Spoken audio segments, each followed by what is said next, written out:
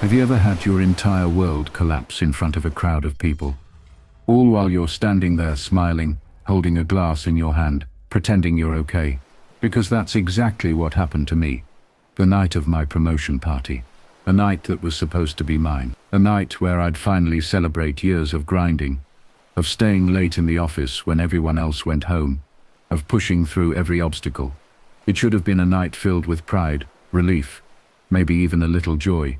But instead it became the night my wife turned me into a spectacle. I can still hear the music from that night, the laughter, the clinking of glasses. I had just been handed the microphone to say a few words, and my heart was pounding. Not from nerves, but from pride. My parents were there, my closest friends, colleagues, even my brother, everyone who mattered to me. And then she walked up, my wife, the one person I thought would be standing closest to me, supporting me, glowing with the same pride I felt. She smiled as she approached, that same charming smile she always wore when she wanted to look supportive in front of others. I thought she was going to hug me, maybe whisper, "I'm proud of you," into my ear.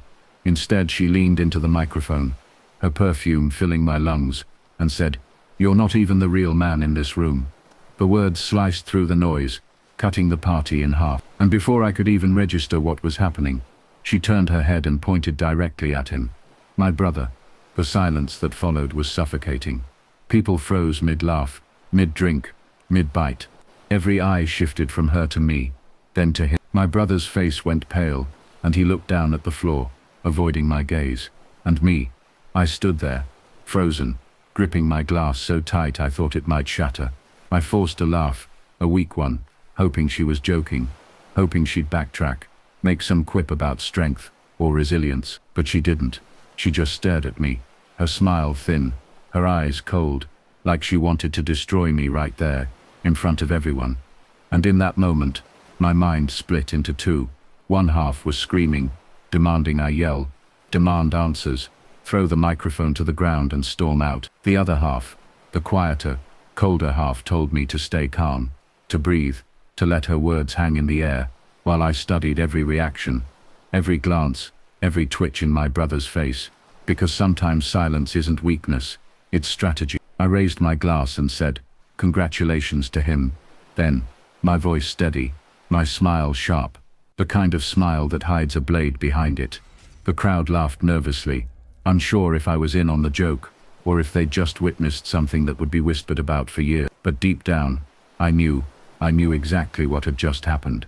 My wife hadn't just embarrassed me, she had revealed everything. That night, after the party dwindled and the music stopped, I lay awake, replaying it in my head. Her words, his face, the way people looked at me with pity, disguised as curiosity. "You're not even the real man in this room." It wasn't just a comment, it was a confession.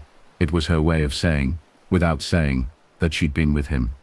My brother, the one person I trusted more than anyone else. I didn't confront her immediately. I couldn't, not because I was afraid, but because I needed to understand how deep this betrayal went. One thing about me, I don't rush into battle blind. I gather my weapons, and in this case, my weapons were patience, observation, and truth. The next morning, she acted like nothing happened, made coffee, kissed my cheek, asked how I was feeling. The audacity of it almost made me laugh.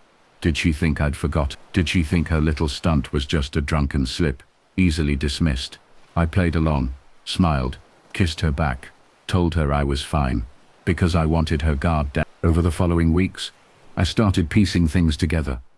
I watched the way her phone lit up when she thought I wasn't looking, the way she suddenly had errands at odd hours, the way she mentioned my brother casually, like slipping his name into conversation, was natural, normal. I started keeping a journal, writing down every detail, every inconsistency, because when the time came, I wanted evidence. I didn't want to just accuse, I wanted to expose.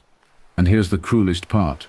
While I was unraveling the truth, I also kept remembering the past. The moments when I thought my marriage was unshakable, the time she cried when I surprised her with a trip for her birthday, the night we danced in the kitchen to music only we could hear, the countless mornings she whispered, "I love you," half asleep. Was any of it real, or had she been building a web all along, waiting for the right moment to tear it apart? It was during one of those sleepless nights that I remembered something my father used to say: betrayal doesn't just happen. It's planned, piece by piece. And the more I thought about it, the more I realized he was right. That promotion party wasn't the beginning. It was the climax. The cracks had been there long before. I just hadn't wanted to see them. One day after work, I drove to my brother's place. I didn't tell him I was coming. I wanted to catch him off guard. And when he opened the door, his face told me everything before a single word was spoken. Guilt, shame, fear. He tried to smile, tried to invite me in, but his eyes darted, restless. I didn't even need to ask. I knew, but I did anyway. "How long?" I asked. My voice was calm, almost too calm. He froze, his mouth opening and closing, like he couldn't find the right lie to wrap himself in. Finally, he whispered, "I'm sorry." And that was it. No explanation, no denial, just two words that confirmed everything. I left without another word, drove aimlessly, the city lights blurring past me. My chest felt hollow, like someone had scooped out everything inside, and left me with nothing but echoes. But even in that emptiness, a spark ignited, a spark of resolve. I wasn't going to let them destroy me quietly. If they wanted to play this game, then I'd play too, but on my terms, because betrayal might wound you, but it also sharpens you. It teaches you patience, cunning, resilience, and I was about to use every ounce of it. That night, I started planning. Not revenge in the movie sense, not rage-filled theatrics, something more subtle, more devastating, something that wouldn't just expose them. It would leave them to deal with the wreckage they created, because sometimes the worst punishment isn't what you do to someone, it's letting them destroy themselves with their own choices, while you walk away stronger. And that's where I'll leave it for now. Because the story didn't end there. That was just the spark.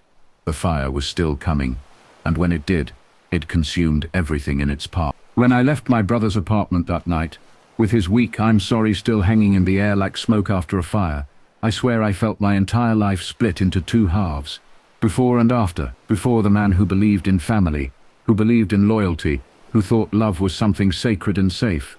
After, the man standing in the wreckage, realizing the people he trusted most had already been carving pieces out of him long before I noticed the knife. I didn't cry.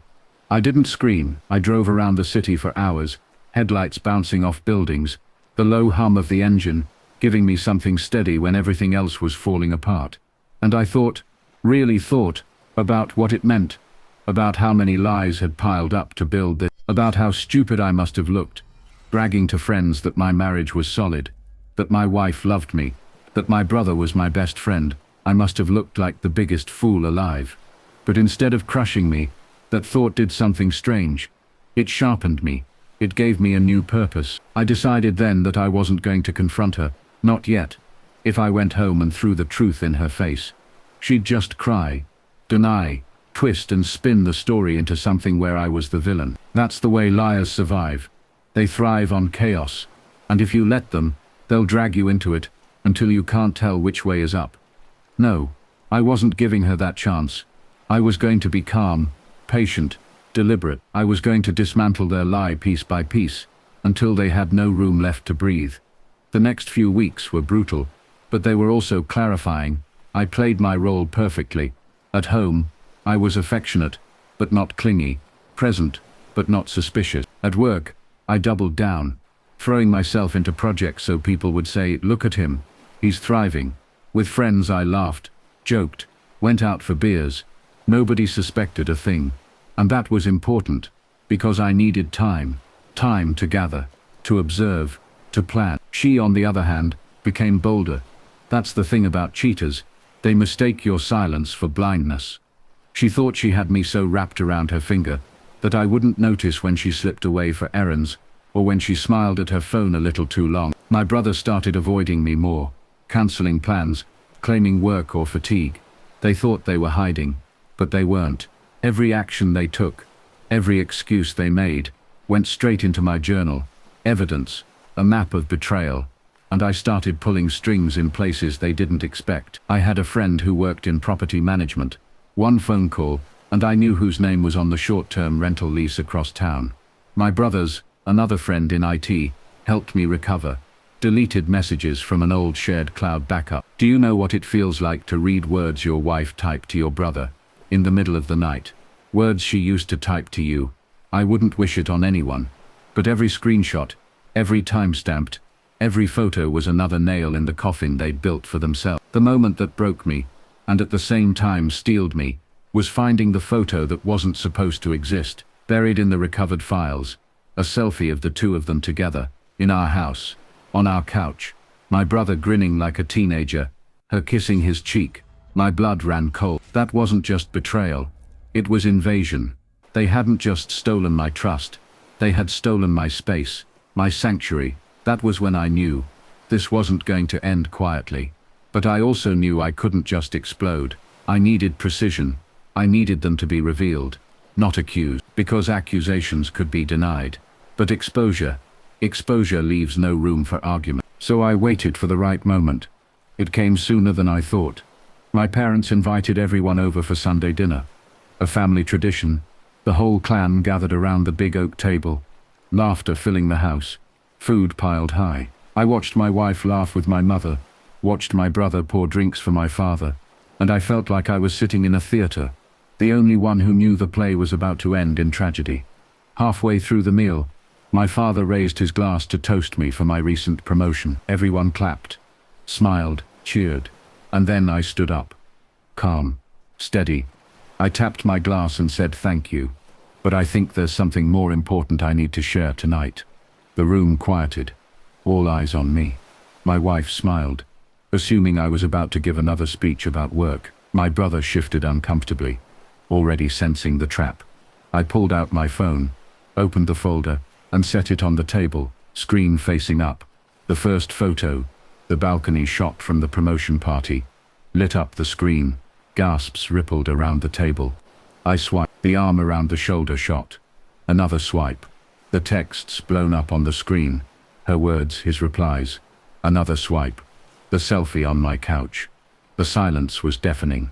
My mother covered her mouth with her hand. My father's face went stone cold. The kind of look I hadn't seen since he disciplined us as kids. My wife's face drained of color, her fork clattering onto her plate. My brother's hand shook so badly, he spilled his drink. I didn't raise my voice.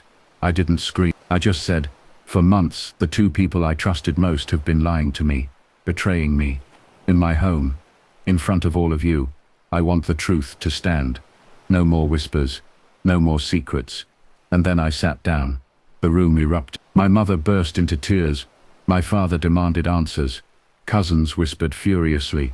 My wife tried to cry, tried to plead, but nobody was listening.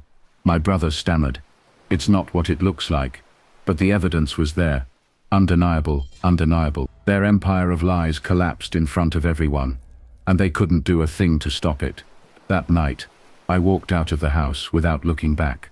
Let them face the family. Let them explain themselves. Let them drown in the mess they made.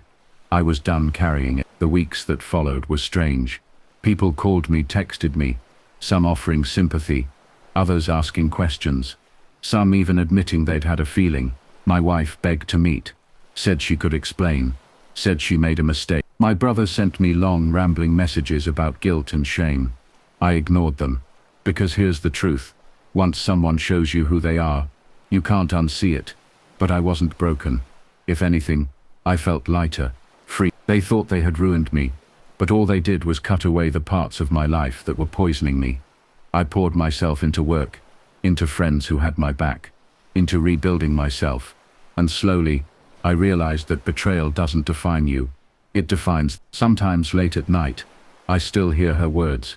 You're not even the real man in this room. And I smile, because now I know the truth. A real man isn't the one who steals, who lies, who hides in shadows. A real man is the one who stands in the fire, takes the hit, and walks out stronger. And that's exactly who I became.